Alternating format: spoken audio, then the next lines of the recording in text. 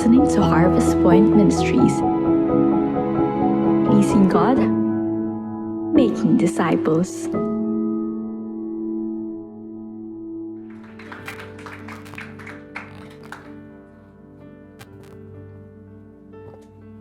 Magandang umaga po. Kumusta na po tayo? Pwede po makita ang mga ngiti ninyo? February na po. Araw na ng mga puso daw. I-share ko lang po sa inyo yung salita sa akin ng Panginoon ngayong umaga. Sabi po ni Lord sa akin, sabi niya, thank me when things do not go your way. Because spiritual blessings come wrapped in trials. Agree po ba kayo? Tahimik. Agree po ba tayo sa spiritual trial, as sa trials comes spiritual blessings. Nasa sa atin po yun eh. Kung if we will decide on believing on that, right? Nakakatuwa lang po kasi, so nagpa-check up po ako, sabi ng doctor sa akin, Ma'am, iwasan niyo lamang po ang stress. Muntik ako mahulog sa aking upuan. Sabi ko, Lord, stress is a main menu in the life of a person. Pero, because of the blood of Christ, we are able to surpass those trials. Amen? Amen. So this morning we will celebrate that. We will hold on to that truth that in our trials there are spiritual blessings. And we will start this morning with an anthem to say hallelujah to the King of Kings who saved us from sin by dying for us. Amen? Tayo po ay tumayo.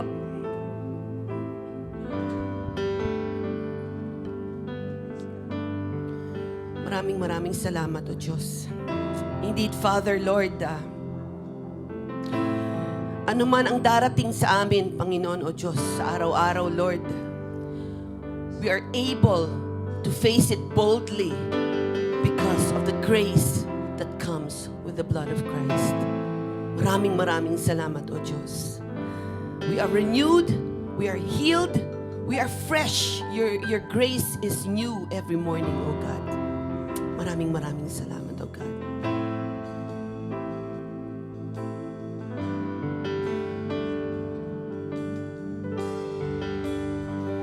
By His stripes we are healed. By His nail-pierced hands we're free. By His blood we're washed clean. Now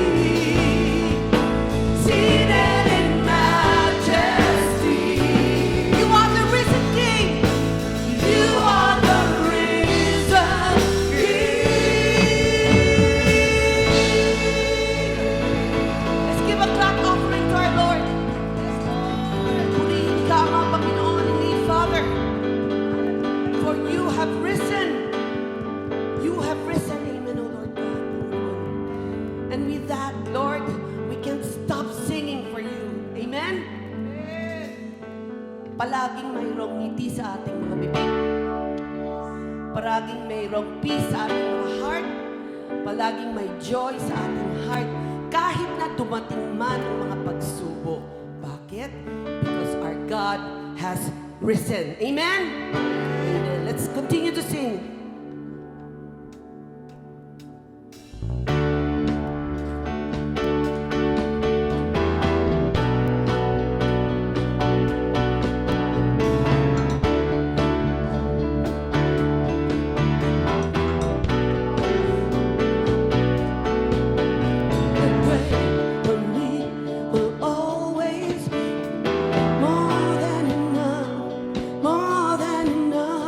The power of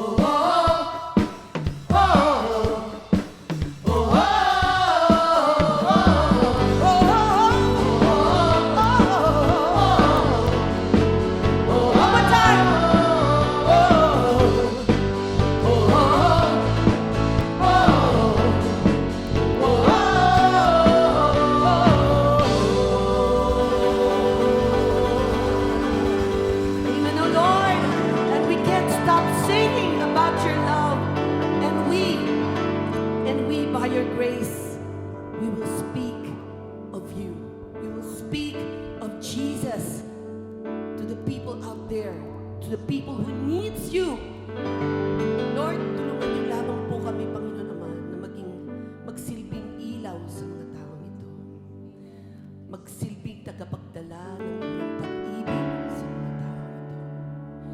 Lord, pahintulutan, Ama, na maging sensitive kami, Ama, sa mga taong aming nakakasalamuhan, sa mga taong aming hinaharap sa labas na yan, sa labas ng door na yan, Lord God.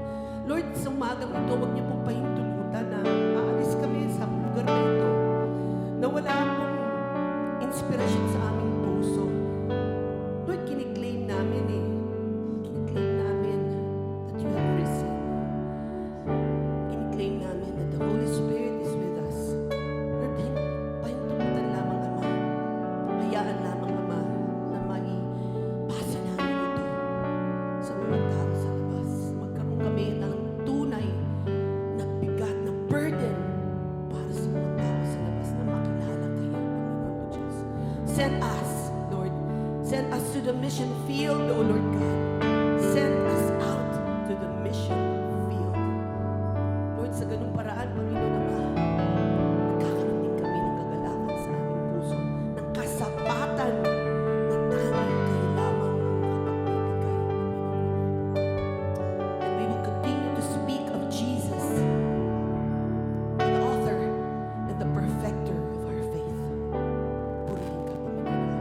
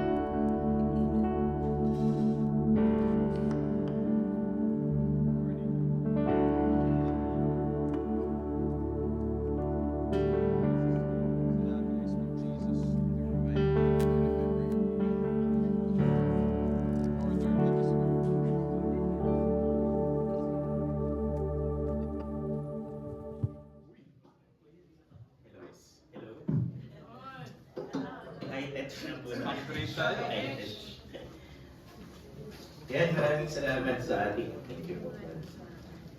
Maraming salamat po sa inyong announcements.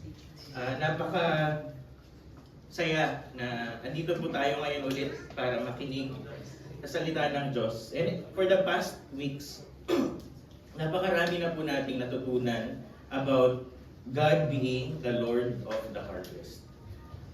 Noong unang part po, natutunan natin through Brother Pao, yung to have a heart for the people. That's very important. Kasi without having a heart for the people, para lang tayong mga speaker, literal na speaker na nagsasalita sa kanila. And not having a heart for them, sometimes disconnects us sa kanila. And walang connect din yun sa kanila, or walang impact yun sa kanila in their relationship with God. And also, to aim to do good.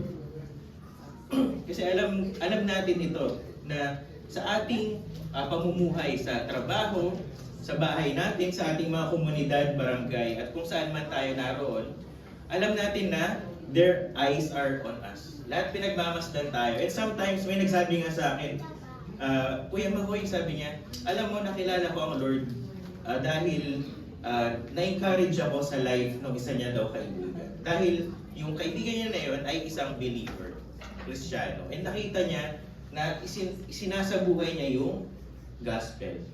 Maganda na nakikita sa buhay natin yung buhay na nais ng ating Panginoon. And yung last week, to respond in prayer.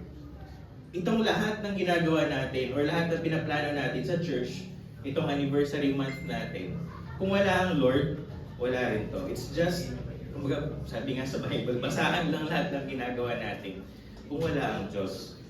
Doon as the core and as the center. Ang topic natin ngayon is to validate and address the need. Mga kapatid, brothers and sisters, meron pong pangangailangan. Hindi lang ito dahil ni-require ni Brother Pao, hindi lang ito dahil ni-require ng elders natin. Kailangan po na tayo din ay gumagalaw. May gagawin din tayo dapat. And hopefully, God will speak to us sa ating mga sasabihin ngayong umaga na ito. Ayan. Kailangan po ng workers natin. Hindi lang dito sa simbahan, kundi sa ating mga communities. Kasi alam niyo po ba na the world in its state, of course, needs God. Kailangan po ng Diyos ng mga tao. Dahil karamihan, sabihin ko na karamihan, kasi ilan po ba ang Kristiyano ngayon sa mundo? Nasa 2 billion lang. Ilang billion ang tao sa mundo? 8 na. Yan. Baka next year sumama na po ulit, no? Napakarami. 2 billion lang tayo. Sa 2 billion na yun, halo-halo pa yun. Iba't ibang klaseng Kristiyano pa yun. We really need God in our communities. Kasi lost ang mga tao sa community, as ideologies. Napakaraming ideologies ngayon. Recently may nakilala akong agnostic. So, nung kinakausap ko siya, sabi niya, may pinagdaanan daw siyang matindi at hindi niya nakita ang Diyos na tumulong sa kanya. Maraming ganong tao sa mundo natin na lost sila or napunta sila sa iba't ibang ideologies kasi hindi nila nakita ang Diyos sa kanilang buhay, hindi nila nakita ang Diyos sa buhay ng mga kasama nila. At of course, injustice. Napakatalamak ng injustice sa mundo natin. Sa Pilipinas pa lang, di ba, makikita natin mga nangyayari sa ating communities, even sa ating government, na talaga namang it shows injustice, mga killings, mga unfair trials, at even sa iba't ibang companies, as small as sa company natin, for example, may mga nagpo-promote na hindi naman dapat sila. Injustice yun. Hindi dapat tayo bulag doon. Injustice yung gano'n. At maraming pang iba, even sa level ng ating mga families. And of course, misdirection. Nabanggit ni Brother Pao kanina yung false teaching. Totoo yun, ang dami. Even within the church. May nabalitaan ako sa isang probinsya. sa isang church, sabi nung kaibigan ko na pastor doon, sabi niya, Kuya Makoy, maghihiwalay na kami sa international na, baka mabanggit ko, international na group na ito. Kasi may ideology sila na gusto nilang ipilit sa local church nila doon sa probinsya na yun. Sabi niya, hihiwalay na lang kami kasi hindi namin kayang tanggapin yung sabi ko na yung yung ideology na yun. Gusto nila lahat ng pastor may statement na they believe and they will teach about LGBT sa church. So ganung level. So sabi niya ayaw namin ng ganun. Karamihan sa church namin ayaw namin. Kaya hiwalay sila. Mga misdirection, nakabalot lang na we are church of ganito ganyan. Pero inside it is mga misdirections na kung ano-anong teachings na yung hinalo. At nakakalungkot po yun. We are in need of people who will show their way to God. Nakakatuwa po na makakita at makarinig na dito sa atin merong mga nag-work sa government. Kasi madalas nagreklamo tayo, di ba? Bakit corrupt ganito? Bakit corrupt? Bakit ang daming nangyayaring masama sa gobyerno? Kasi wala namang Kristiyano doon. Or hirap yung mga Kristiyano doon na mag-shine ng kanilang life. Kaya nakakatuwa na mayroong mga Kristiyano at least na paisa-isa, hopefully dumami na workers doon. Kasi the government is, hindi naman lahat siguro, pero most of it is a dark place. And it's an invitation for us to shine. Ayan. Sayang tapos na pala yung file ng candidacy pa. Pwede pa sana humabol. Pero it is very important. Kasi marami akong kilala. Na umiiwas sila, ayaw ko magtrabaho sa gobyerno, maraming corrupt. Paano din ang malalaman na masama yung corruption kung tayo mismo, ayaw natin doon mag-shed ng light. The world needs us, yung mga workers. Of course, si God, yung pinaka-core. And ito, kagabi nag-search ako, around 3.8 per 100,000 people, or an estimate of 3,000 individuals per year ang nagko-commit ng suicide. Ano na po yan, death count na yan. So, merong 2,500 to 3,000, iba't ibang year. Pero itong specific na 3.8, 2021 siya. Ang dami. Imagine, ilan tayo dito ngayon? Around 60 siguro, no? Ilang part lang yun? 3,000 yan. 8 times 10 natin to. Ganito karami ang namamatay dahil sa suicide. They lost hope. At iba't ibang 400 dito, students. 400 students. 2,500 yung nag-try mag-suicide. 2021, na student lang yun 400 sa kanila, natuluyan or namatay. Ganun kalungkot for them, maybe, yung mundo. Kaya, they chose to end it. And iniisip ko minsan, wala man lang sigurong kaibigan na kahit hindi siguro Kristiyano or kaibigan na tumulong or nakinig sa kanya para ma-lengthen man lang ng konti pa. And hoping na yung konting length na yun na 1 month may isang Kristiyano na makausap siya or someone who believes in God who will share. Pero wala. And reality po yan, around 3,000 or more pa yung nagpapakamatay per year. Karamihan pala dyan lalaki. So mga lalaki dito, kailangan nyo nakausap, maghanap tayo ng kaibigan within our community. Karamihan dyan, 60% kalalaki dyan sa mga pakamatay na yan. And nakakalungkot isipin na meron tayong ganyang data. The world is lost. Next slide, please. Ayan, ito pa, to put an emphasis pa, ito pa yung mga kumbaga proof na need talaga natin kumbaga mag-shine ng light sa different communities. Injustice, na-explain ko na kanina. Poverty, nandyan din. Yung mga nawawalan ng hope dahil sobrang hirap ng buhay. Kung nakikita nyo sa Facebook, di ba may mga post na sabi nila, yung 1,000 nung 2018, ang dami na nabibili. Pero ngayon parang 5 piraso na lang na pagkain, na klase ng pagkain yung nabibili nila. Ganun na po, tumataas yung bilihin, pero yung sahod, hindi. Reality yun. And that's something that we need, kumbaga, to understand as Christians din. Hindi lang yung sabihin, may lumapit sa atin na kailangan, bibigyan agad natin ng verse. It will help, of course. Pero, even Jesus fed people, di ba? Even Jesus healed the sick. Aside from, or alongside ng gospel, meron dapat tayo action, may ginagawa. And, karamihan doon sa nabanggit ko kanina nag-suicide dahil failure. Ito naman cultural ito. Kapag hindi natin na-achieve yung something, may ma-disappoint sa atin, ano na yun? Nadadown na sila. Karamihan ngayon, sabi nila yung mga Generation Alpha, malalambot, mahihina. Totoo yun. Hindi ko alam kung maraming study nun kung bakit naging ganon yung generation nila. Pero it is something for us to ponder. Na i-try natin intindihin. Kasi it's something serious. Antayin pa ba natin na within our circle, merong magpatiwakal. Diba? Ayaw natin na ganon. And of course, immorality, greed, and false teachings.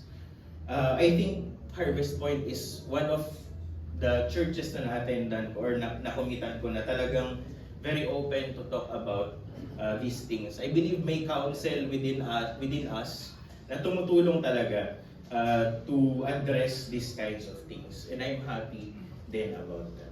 Itong image po na ito is yung, 2013 pa ito. Pero same top 5 yung pinaka-corrupt na agencies. Ayan. Bureau of Customs, House of Representatives, LTO. Ayan, ang dami. Ayan. So, kung kayo man ay nag-invite na magtrabaho po tayo sa ating government offices, baka tayo ay makatulong or tayo ay magsilbing ilaw or asin sa mga communities na ito. Ano po ito? Hindi ko po ito gawa-gawa, baka may magalit sa akin. Meron pong source yan.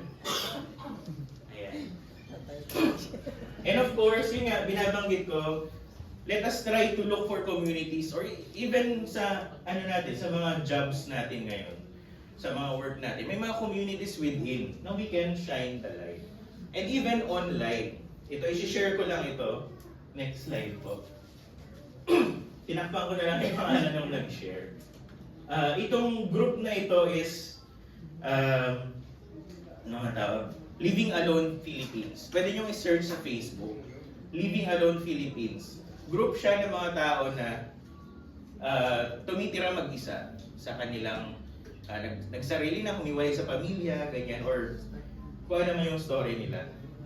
At nakakatawang isipin na may ganitong community kasi kung familiar kayo sa Homebodies, Let's Eat Pare, yung mga na group.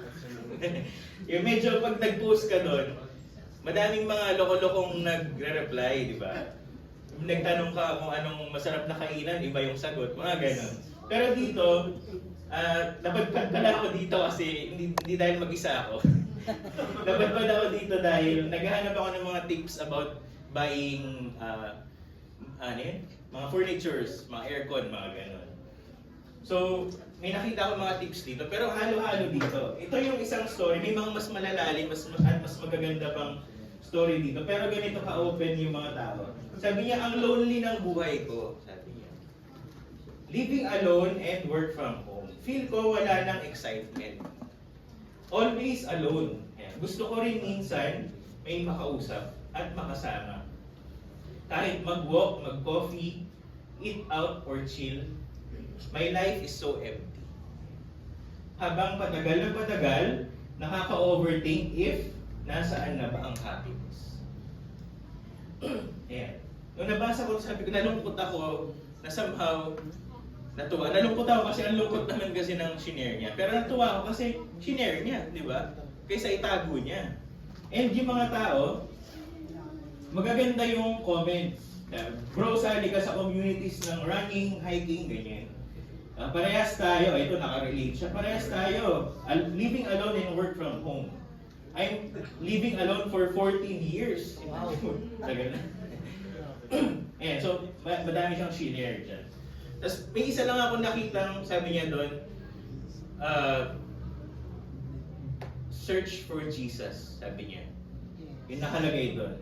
Tapos, nag-reply, natawa ako. Nag-reply yung isa, sabi niya, how? Uy, ganda. Tapos, hindi lang na-explain ng maayos nung nag-reply na yun. Pero at least, di ba, may konting light, kumbaga, doon sa community na yun. Ako kasi hindi ko alam kung ano yung reply ko, kaya hindi pa ako naka-reply. Kagabi ko lang siya na nakita. Pero di ba, may mga ganito pong communities. O baka sa workplace natin, hindi lang nila na-open up, pero ganyan na din yung feeling, di ba? Or ibang situation sa buhay. Reality ito, na may mga taong alone, may mga taong nahihirapan, may mga taong gustong may makausap. Ganda nung na banggit ka rin na ni Brother Paulo, yung season or out of season. Kasi totoo yun, mamaya madadaanan din natin yun. Na hindi lang sa gospel, kundi alongside it, meron tayong companionship, friendship. Meron tayong, ilibre mo, gano'n. O ito nga, parang siya yung manlilibre, gusto niya mag-chill out, coffee. So, ang ganda, maraming opportunity. Online pa ito, what more if meron tayong mga face-to-face connections. Next slide po. Kaya yung question na pumasok sa isip ko at gusto kong i-share sa inyo, kung yung life natin is a signage, saan direction pa ito papunta? Kung titignan yung life natin ng ibang tao, saan yung tinuturo natin? Anong klaseng signage ka? Mamiyami ka ba? Pa-Detroit, pa-Chicago, or kung saan? Kapag tinignan tayo ng mga kasama natin sa community, saan ba patungo ang itinuturo natin?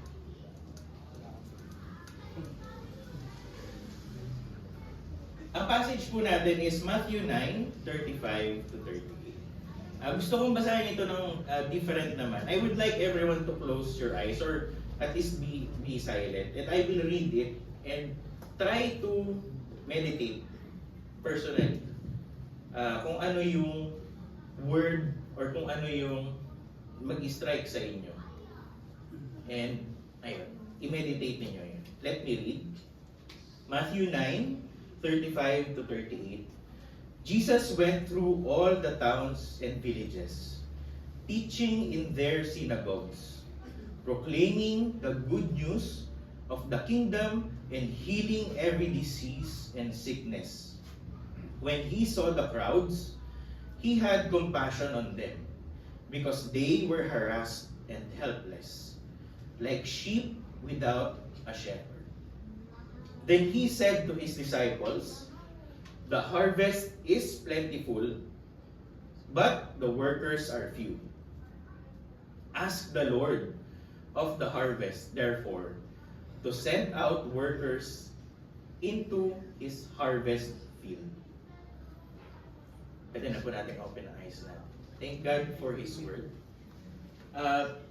May I ask lang, siguro one volunteer. Ano yung one word or one phrase na sa tingin ninyo nag-strike sa inyo? Or sabihin natin nakarelate kayo or nagustuhan ninyo? Meron po bang gusto mag-volunteer? Pag wala po, yung wife ko na lang. I see. Sister.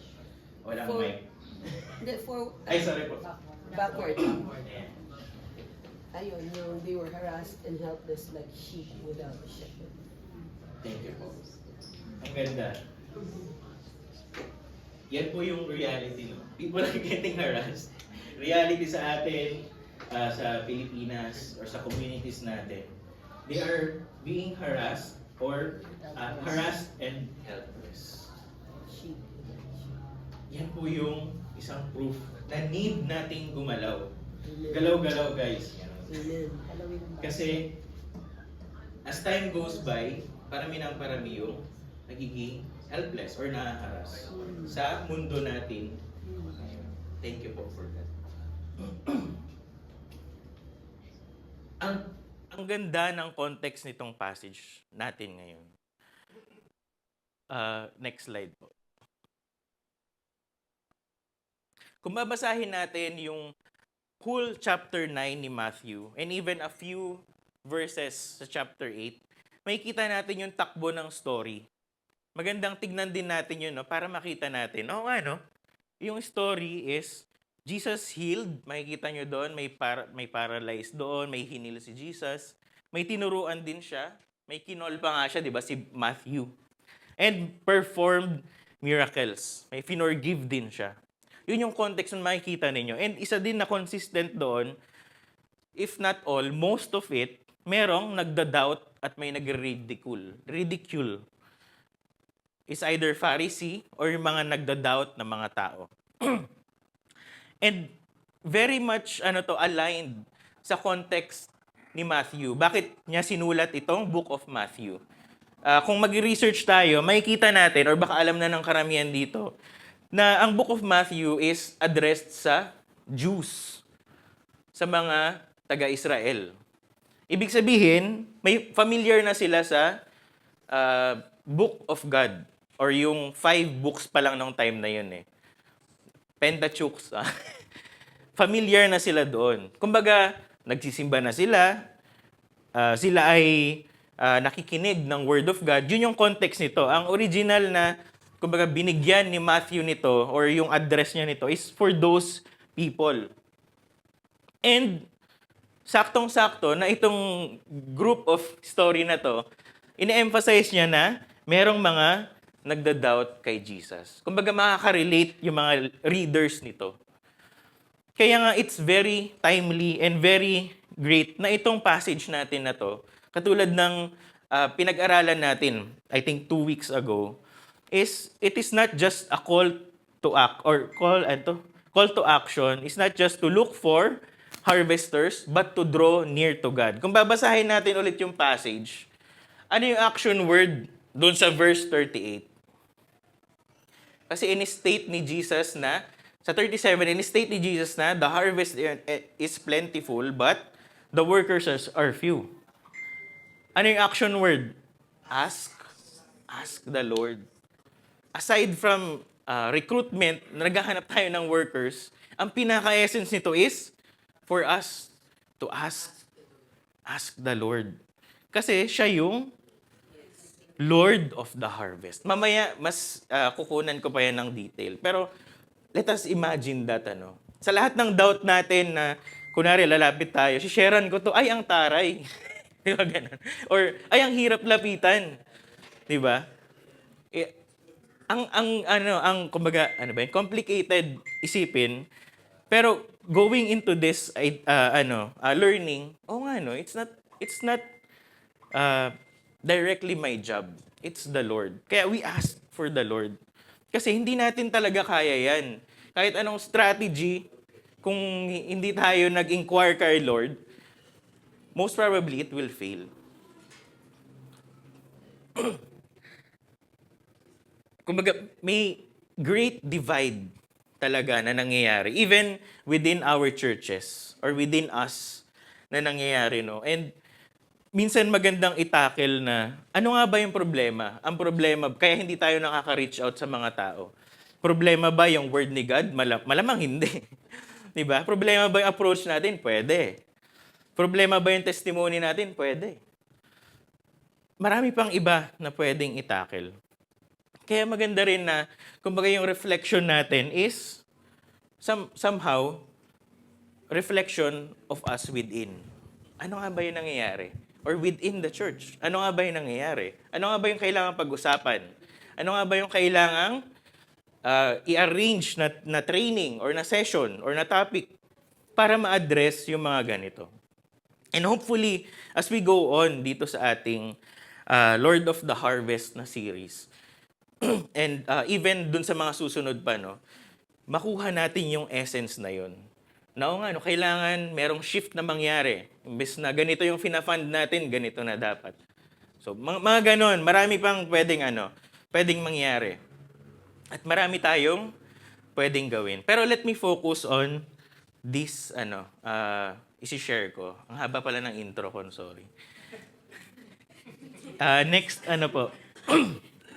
Ayan, heal. Ito pong great divide na nabanggit ko kanina, meron pong healing na pangangailangan, meron tayong kailangang gawin. We must understand humanity or humanity's nature should be understood. Pangalawa, embrace the reality of God's grace. Pangatlo, nalobat na yata. Hello? Ayan. Pangatlo is yung arrangement ni God. Ano nga ba yung nangyayari? Bakit ba ganito? Bakit ang gulo? Yung ganon. Merong arrangement si God dyan. And pangapat, listen to the reality of the world. Medyo hinalo-halo ko lang siya. Yung una yatang nagawa ko dyan, lahi. Lahi kayo ba? So, inarrange ko siya into heal. Kasi it is itong tatahakin natin na ito is kumbaga interchangeable. Kasi all of these are really important for us to understand that Jesus is the Lord of the harvest and He is calling us. The world needs us. Next slide. Umpisahan po natin sa humanity's nature understood. Ito, ini-encourage ako dati nito nung nagdi-disciple sa akin. Alam niyo po yung book na More Than Meets the Eye? Nakalimutan ko yung author. More Than Meets the Eye. Ang ganda kasi binibigyan niya ng emphasis. Yung importance ng the person within. Kasi all of the world is full of judgment, di ba? Yung gagawin ng isang tao, yun na agad. Kapag sinabing corruption, may tao kayong naiisip, di ba? Pag sinabing corruption, di ba? May tao kayong naiisip. Pag sinabing tawag nito, killings, extrajudicial killings, may naisip kayong tao, di ba? May mga ganun tayo. Ano yun? Kumbaga, tagus yun eh. Tagus yun. Prejudice, tagus yun sa tao na kahit na madami siyang kwento sa buhay, tagus siya. Siya yun eh. Siya yun yung extrajudicial killing or corruption. Siya yun eh. Mga ganun. Maraming ganun. Pero kung kilala nyo ako, makikita nyo yung Facebook ko na meron akong particular people na kinaiinisan na minsan pag may balita, kinakapsyonan ko ng nakakatawa. Pero aside from that, I believe na they have hope. I believe, kaya pag pinagpipray ko sila, Lord, paligiran mo sila ng mga taong godly, para sila ay magabayan. Kasi gaano man kasama, may pag-asa. Minsan masakit yun, di ba? Parang ang sama-sama nito, pero pupunta sa heaven. Mga ganun. Kasi he believes in Jesus, mga ganun. Pero reality yun eh, di ba? That's the reality of grace. That's the reality of, and even us. Di ba? Huwag na tayong lumayo. Tayo. Di ba? May mga pagkakamali tayo na, kumbaga, it reflects our humanity. And we need to understand that. May kita natin dun sa unang part ng ating passage, no? When Jesus went through the town, sa verse 35, He taught in synagogues, preaching the good news. Sa tingin niyo ba, nung nagtuturo siya, hindi niya alam na yung kaharap niya ay may kasalanang dala-dala? Nung nagtuturo siya, hindi niya ba alam na yung mga nakikinig sa word na kanyang binabasa ay may dinadalang kasalanan na mabigat? Of course, he knows. Pero, andun yung work niya. He continued to work. He continued to share. He continued to extend the grace to those people. Kasi after all, we are humans. At sa mga pinagdaanan ng mga tao na yun na naisip natin, and even us, we know na it will help us continue din sa ating faith. Ito pong sabi ni Henry Nouwen, sabi niya, in our own woundedness, we can become sources of life for others. And iniisip ko na lang, Lord, kapag naging Kristiyano tong si ganito, hopefully, makagawa siya ng batas na anti-corruption, di ba? Yun na lang yung ino-hope natin yun, di ba? Or, magawa niya ng paraan yung mga future na hindi na maulit. Kasi yun yung naging wound niya in his or her journey. Yun yung naging wound niya. And I hope na after mangyari yun, siya po ay magkakaroon ng great impact sa ating nation. Share ko lang, medyo personal. Ako po nag-undergo ako, I think, 8 or 10 years ago, ng counseling. Kasi nandun na ako sa brink of depression. And very helpful yung counseling na yun. I think I had more than 10 sessions. Tapos andun yung question in between and up to the end ng mga session na yun. Sabi ko, Lord, ba't ako nandito? Di ba anak mo ako? Yung mga ganong tanong. Bakit ako nandito? Bakit ako nagbaba-counsel? Ba't hindi mo na lang ako i-heal agad itong oras na to? Ganun. Pero after that, kasi nag-work ako with the students dati, I minister to students. After that, na-realize ko, very helpful yung sessions na yun. Kasi after that, yung mga na-handle ko na students came up to me with their struggles. Merong tumatawag sa akin ng alas 11 or alas 12 ng gabi. Sabihin lang, Kuya, may hawak akong matalim na bagay. Mga ganon. Ganon ang level yung mga natatakel namin.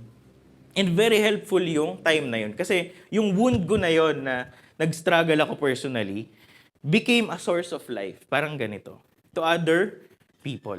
And very helpful yun. Naintindihan ko doon na, o nga no, tao din ako. Pwede din, malaking possibility ko ma-depress or malungkot or kung ano man. Pero this kind of wound will help me reach out to others. Ano yung mga wounds ninyo? Pwede natin yung ilapit kay Lord. And maybe, hopefully, someday, it will be used by God also to reach out to other people. Humanity's nature understood, pangalawang slide. Next slide. Understand that we are fallen. Our transgressions was in the similar level with those people na itatry nating i-reach out. They need Jesus as we have, wrong grammar, as we need Him. Yan. Minsan sumusobra tayo sa pag-claim. Sorry, babanggitin ko to. Sumusobra tayo sa pag-claim na parang, I am a princess of God. Yung gano'n, di ba? I am a son of God. Dapat, I am the head, not the tail. Ganon. Yun din yung reaction ko. Sus. Natatawa ako side kwento lang. May dalawang kaibigang Kristiyano, nasa same class sila. Tapos ang claim nila, I am the head, not the tail. Paano yung dalawa kayo? Isa lang naman yung top 1.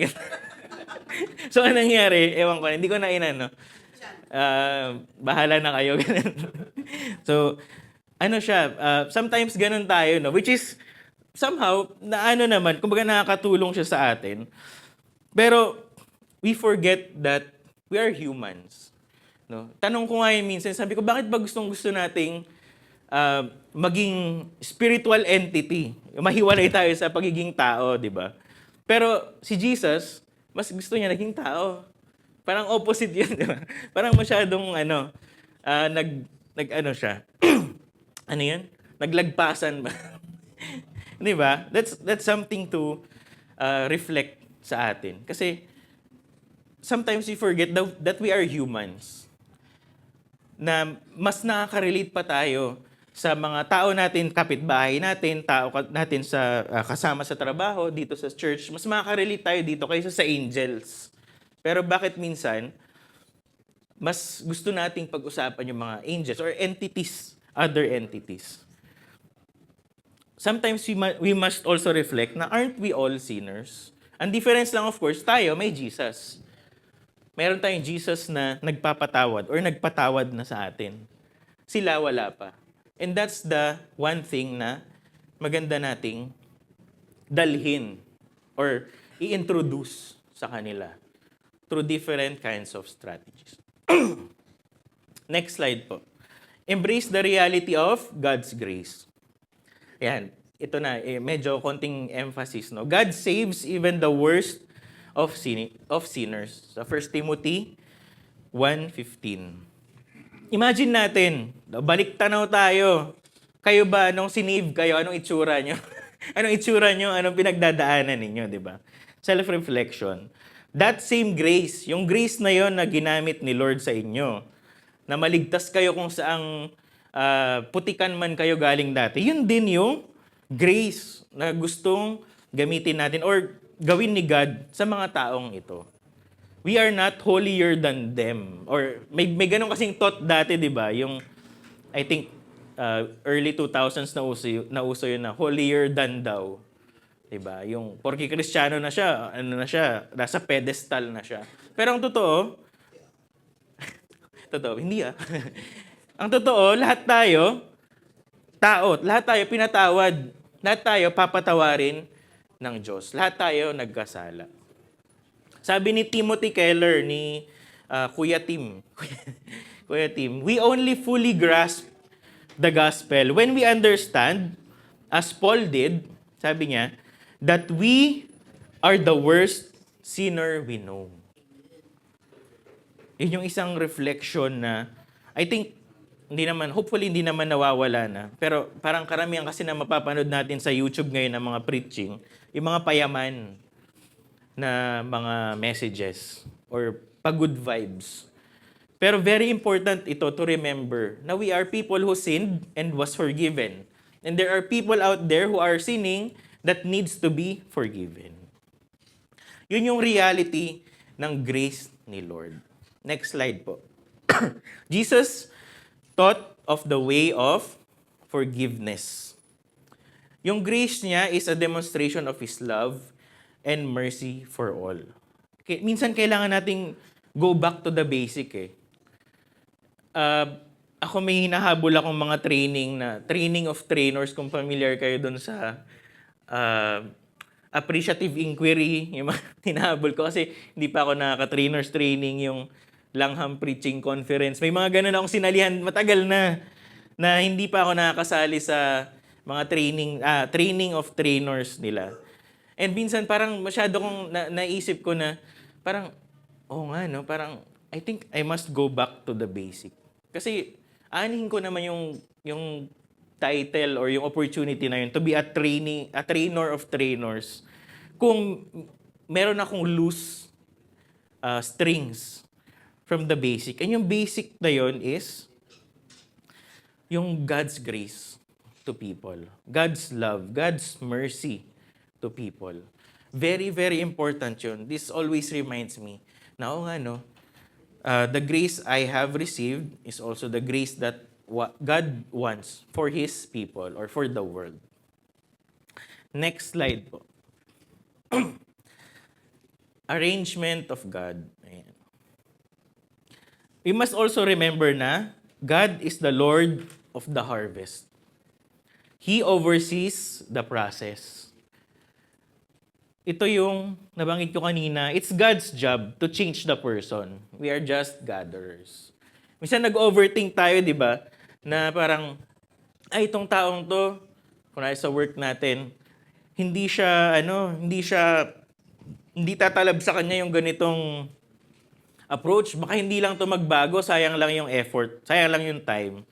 Pero we must be reminded na it is God's hand who will change the person. It is God who will do the work. Tayo lang ay yung avenue, tayo yung gagamitin niya to reach out to people, pero siya yung magbabago sa taong iyon. Don't overthink too much. Sabi nga sa 1 Corinthians 3:7, di ba? So neither the one who plants nor the one who waters is anything, but only God who makes things grow. Ang Diyos yun. Ang trabaho yun ng Diyos. Huwag tayo magpaka-Diyos na babaguhin natin yung tao. Hindi effective yun. Ang Diyos ang magbabago. Even sa atin, sa life natin. Minsan, papaisip tayo, di ba? Nag-attend naman ako weekly ng preaching, ng service. Nakikinig ako sa preaching. Pero bakit parang hindi nagbabago? Mga ganun. Pero it's God's job. It's not even what we do. Very important na we hear God's word every week or read God's word every day. Pero it's it's always God's intervention who will make us grow. Kaya, very important yung prayer. Yung pag-draw near kay God. Very, very important. Next slide. Ayan. Ito yung, baka familiar to sa iba. Sa ibang tawag nito is yung the whole story of God. So ito yung story of the Bible, kumbaga summarized or systematized. Ito yung arrangement na madalas makikita natin or mababasa natin sa mga training manuals, ganyan. And mga libro sa mga theological schools, merong mga ganito minsan. So, of course, creation, familiar tayo dyan. Andun din yung fall, yung kay Adam and Eve. Andun yung redemption, yung sa cross, kay Jesus Christ. And yung restoration, yung second coming. And very important na maintindihan natin ito. Kasi all of us goes through this. Although sa creation, syempre iba yung time na natin ngayon on how we are created. Pero it is still part of that. And we need to believe this kind of system ni God. Kasi kapag hindi natin in-acknowledge yung fall, parang magiging righteous naman tayo masyado niyan. Na parang hindi ako sinner, wala akong sin. Ganyan. Yung redemption din, pag hindi natin in-acknowledge yung saving grace ni God, ano yun? Ikaw yung savior? Sino yung savior mo? Of course, we need to acknowledge. And yung restoration, kapag hindi rin natin siya in-acknowledge, or yung second coming, mahirap din yun. Wala tayong hope in the future. So, na-save na tayo, ganito na lang. Di ba? Very important na we understand this kind or itong system na ito. Maraming version pala to, may iba't iba pang hinalo. Pero ito yung kumbaga basic core niya. Very important na ma-realize natin to kasi this is what we're going through. This is what we're hoping. And this is also what other people o yung itatry nating i-harvest na pagdadaanan or dapat ay maintindihan. This system of God. Creation, fall, redemption, and restoration. Sorry, hindi ko na-explain isa-isa, pero I hope, kumbaga, natin siya, nag-grasp natin siya ng konti. Last, ayan, letter L na tayo. Listen to the reality of the world. Ito, very important to, kasi, kumbaga, we need to have that situation na alam natin kung ano yung gagawin natin with certain people na ating nire-reach out. Ayan. Of course, ano nga yung nabasa kong meme? Sabi niya doon, don't give advice to a person who needs a hug. Ayun. So, yung essence nun talaga sabi ko, parang important siya maintindihan na alam mo yung kailangan ng tao. Yeah, even Jesus does that. Yung nabanggit ko kanina na he fed the hungry, nakipag-usap siya doon sa kailangan ng kausap, at marami pang iba. Kailangan nating maintindihan, ano ba yung nung taong to na i-reach out natin? Ano yung kailangan niya? Pera ba? Kung may pera ka, tulungan mo. Or trabaho ba? Tulungan natin, mga ganyan. At marami pang iba na pwedeng path papunta doon sa taong iyon ng word ni God. Justice for people. Ayan. Sa Pilipinas, may sariling system din tayo ng especially sa corruption. Systematic na po. Marami akong kakilala na nakakatanggap sila ng pera dahil nasa gobyerno sila. Nakakatanggap sila ng pera, hindi dahil gusto nilang maging part ng corruption, pero system na siya. Kumbaga 10% kay mayor, 20% kay kong. Yan. Tapos part nun, pupunta kay assistant. Ganun. System na po siya. At if I'm not mistaken, correct me if I'm wrong, nabanggit din ito yata ni Vico, Mayor Vico one time na ang term niya is legal corruption. Kasi hindi mo mahahabol eh. Kasi pasok na siya sa system. Kumbaga, 1 million, kunwari yung project nung 1 kilometer road, 20%, 200,000 kay congressman na, gano'n. Diretso na yun, walang usap-usap. Diretso na talaga yun. Very, may tights pala. May tights daw yun. May sariling ano, no? Automatic na daw yun eh. So sabi ko, paano yun? Paano natin masosolve yun? So talagang ano din siya, magulo pero it's really systematized na. Automatic na lahat eh. Wala nang ano, walang magagawa yung pag ano natin na yung usual. Kailangan ng may tatao talaga sa loob. May gagawa ng bill, may gagawa ng law that would go against it. Or at least may mag-ano talaga, tao na magli-lead out of corruption or show example. Maraming mga nangyayari sa mundo about ano, and we need justice. And of course, nandiyan din yung food for the people. Natutuwa ako na meron tayong mga ganong efforts sa Harvest Point na nagpapakain tayo. Kasi alam niyo po ba, may mga studies na nagdi-disprove sa pagpapakain sa mga tao. Alam niyo po ba yon? Meron po. Kasi may subject ako dati na sa urban missions, iniiwasan yung, or may time doon na discussion namin, na kailangan daw iwasan yung pag-feed sa mga tao kasi it doesn't help long term. Parang it builds katamaran, yung mentality na aasa na lang. Kung pumunta tayo sa Happy Land, mga ganon, sa Tondo, maraming areas po doon na dekada na yung UN pumupunta doon, yung iba't ibang organizations na nag-help sa poverty, pero hindi nakakatulong. Yun yung ano nila lagi. Ako naman, ang justification ko doon, although totoo yung study long term, ako naman, I would still feed them not for the sake na they will change immediately, but to extend their lifespan na maabutan nila yung time na maayos na yung system. At kumbaga mas ma-reach out na sila ng maayos. Yun yung ano ko doon, yun yung kumbaga stand ko doon na okay, long term hindi helpful kasi it will teach them ano. Pero for me, aanhin mo naman yung kung mamatay sila sa gutom, di ba? Mamatay sila sa gutom, lalong hindi matutulungan, di ba? So at least hindi man I think hopefully we can still find a way around it na hindi naman that they would suffer so much. And of course, counsel for the people. May nakausap ako dati. Ang dami kong sinend sa kanya. Sorry, baka time na. Ang dami kong sinend sa kanya, kasyat ko siya. May problema daw siya, nade-depress na daw siya, ganyan. So ako naman, being a enthusiast ng mga music, so sinisendan ko siya, pakinggan mo to, baka ma-relax ka, ganyan. Baka makatulong sa'yo, pakinggan mo habang nag-iisip-isip ka.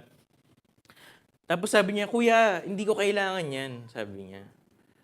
Tapos tuloy-tuloy pa rin ako kung ano sinisend ko. Nagalit siya, sabi niya, hindi ka nakikinig, gumanon siya. Hindi ko kailangan ng mga payo na ganyan. Gusto ko lang mapakinggan sa kanyang pinagdadaanan. So sabi ko, nga na, sorry. Ako, masyadong enthusiastic sa pagbigay ng advice or tips or mga process na pwedeng pero people just needs to be listened to. May mga ganong situation. Ayan.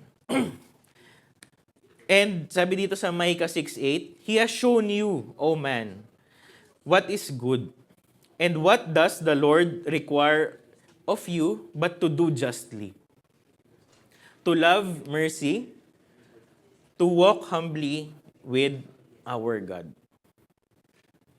Minsan iniisip natin, ano nga ba Lord yung gusto mong gawin? Ito, be just, love mercy, and to walk humbly. Malaking impact ito sa ating communities. Kasi it doesn't just promote values, it promotes the values that God wants us to have. Lastly, next slide. ito, of course, maliban dun sa reality ng need ng mga tao na kailangan nating gawin or intervention natin, the truth is, the people needs God's word. The people needs, thank you. The people needs the word of God to be taught to them, na maturuan sila. And ito yung isa sa pinaka gusto kong verse na nagbibigay ng kumbaga inspiration from the word of God, no. Sabi dito, Psalm 119:105, "Your word is a lamp to my feet and a light to my path." Nagustuhan ko itong verse na to kasi syempre yung context nito sinaunang panahon, no. Alam niyo ba yung ilaw nung unang panahon? Yung lamp. At yung lamp nun, is either hawakan mong ganyan, minsan may torch din. It can only light a few feet. And isang reflection ko dito, nga no Lord, ang sinasabi dito ng psalmist is that we walk not too much thinking about the future, but what is yung nalalaitan lang. Step by step. Very important yun. Kasi minsan minamadali natin eh. For example, meron tayong kaibigan na, or ka-office mate na kailangan share ng word, nag-struggle, and etc. Minsan minamadali natin, bakit hindi ka pa umattend sa church namin or umattend ng small group namin? Masyadong minamadali. Pero even the word of God encourages us to take it step by step. Baka hindi niya gusto pa or hindi niya pa kailangan ng umattend. I-continue mo lang yung conversations ninyo, continue mo lang yung ano. Kasi God's word works like a lamp sometimes. Talagang He will guide you. Pero step by step, each and every step, He guides us. And that's also what God's word is saying for the other people. Hindi lang lagi pang sarili yung reflection natin. For the other people din. Huwag nating madaliin ang bagay-bagay. For the summary, yan. Yehey! We are all part of the harvest. Tayo din, hinarvest din tayo nung una, di ba? Part din tayo doon. We have sinned then and we are saved now. Fallen short and lacking. Pero ngayon, nandito tayo. By the grace of God, by the mercy of God. Kailangan lang natin intindihin na yung iba, medyo nahuli lang. Nasa process pa sila. Sorry. Kailangan nating maintindihan yun. We're all humans. Ayan. At sila din, kailangan ding mapagdaanan yung napagdaanan natin dati na pag-believe kay Jesus Christ. And pangalawa, we are called to be part of the family of Christ. We are created, fallen, redeemed, and to be consummated or yung restored in the future. Lahat po tayo. Even yung mga worst of sinners na nai-imagine natin, kasama sila. Let's give or extend the hope dun sa mga taong iyon. And lastly, we work for His glory. Trabaho niya to. I mean, ito yung, kumbaga, siya yung gagalaw. Under His mercy. God saved us by the blood of Jesus and He can also save others. I hope ito yung learning natin na, kumbaga, mag-encourage sa atin to be workers. It doesn't have to be na part tayo ng isang ministry para tayo ay makapag-share. It doesn't mean na part tayo ng isang ministry para tayo ay maka-reach out or maging part ng pag-harvest. You just have to be a human. You just have to be someone who is saved. You just have to be someone who understands na He can also save those people. That is very important for us. Going back to the first question na meron ako kanina, anong signage ka ba? And this is my hope. Sorry. Last slide. Yan. May we all be signages that point out to Jesus and nothing else. Hindi sa sarili natin, hindi sa taong hinahangaan natin, Kasi naalala ko dati, hangang-hanga ako kay, babanggitin ko ba yung author? Kay Ravi Zacharias dati. Talagang, ang ganda rin kasi ng books niya po, di ba? Preaching niya, ganyan. Talagang kapag may recommended ko book ni Ravi Zacharias, pakinggan mo yung preaching na ganito, yung debate na ganito, ang ganda ng sagot ni Pastor Ravi, ganyan. Tapos eventually, nung nagkaroon na kung nabalitaan nyo, search nyo na lang sa mga hindi pa. Talagang, nawala. Pati yung, yung faith ko with debates. Kasi debater siya, di ba? Parang nawalan ako ng gana, tama po. Ng gana. Kasi I pointed, although true Ravi lang naman, pero it's something na mali ko din dati. Kasi parang, may big part of my sa mga friends ko dati is pointing to people actually or to that person instead of directly to Jesus Christ. Kaya yun, may we all be signages that point out to Jesus and nothing else. Let us pray. Lord, we thank you na ikaw ang Diyos na gumagabay sa amin, sa aming pagtackle ng topic na ito na Lord of the Harvest. Kayo po ang aming Lord nitong harvest na ito. Lord ng aming church, Lord ng aming buhay, Lord ng buong mundo. And we believe na as we go on in our life, as we take part dito sa calling nyo to be one of the harvesters, ipaunawa nyo po sa amin more and more that this is something the world needs. The world needs you, O Lord, para sa aming patuloy na pagsunod sa inyo, naway kayo ay mapapurihan, kayo ay masamba, ma-expand ang pag-share ng gospel ng inyong salita sa lahat ng tao para po sila rin ay makakilala sa inyo, sila rin po ay makasama namin sa simbahang ito kung saan pa man na Christian church. Sila ay one day sumunod din sa inyo. I encourage you to think of one or two persons na maiisip ninyo to share your life the next days to come. Someone sa work ninyo na pwede nyong lapitan, kaibiganin, and hopefully ipag-pray at maisama ninyo sa kung saang small group man yan or any activity or kahit kayo lang converse to one another. Pray for that person or those two persons. And ask God na kayo ang isa sa maging way for that person to believe and follow Jesus Christ. Pray for that one person. Lord, we lift up to you yung mga taong naisip namin, pinagbe-pray namin to know you in the future. Lord, kayo po ang gagalaw at babago sa buhay ng taong iyon. Naway sila po ay makakilala sa inyo at maging servant nyo din one day. We lift up to you everything, Lord. We thank you for your word. In Jesus' name, amen.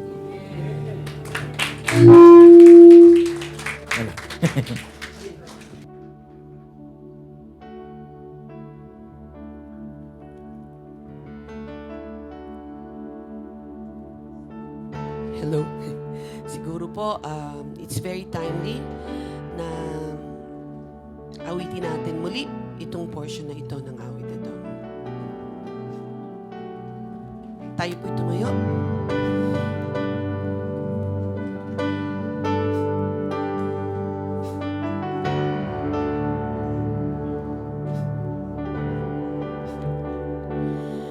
Shout Jesus from the mountains, Jesus in the streets, Jesus in the darkness over any enemy, Jesus for my family,